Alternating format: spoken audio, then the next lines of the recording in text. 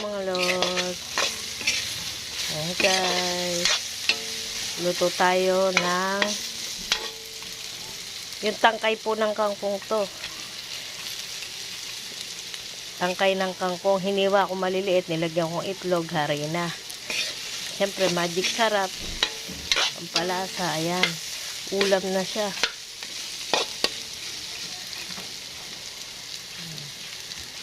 Yummy, yummy.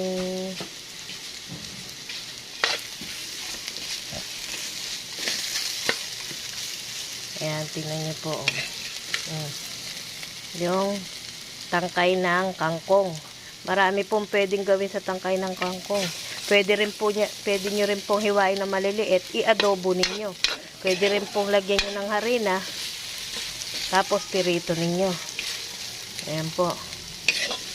Kesa po itapon ninyo, lutuin nyo na po, pandagdag po sa ulam. Kasi yung iba, tinatapon na po yung tangkay ng kangkong. Tanggalin lang po natin yung dulo na may mga ugat. Tapos, piliin natin yung maganda-ganda. Hiwain natin siya ng maliliit. Lagyan natin ng harina at itlog. Mga sangkap na pampalasa. Ayan na po. Ulam na siya. O kaya, kung gusto niyo adobo. Ayan po. Luto na po ang ating ulam. Dagdag ulam po yan. Thank you for watching.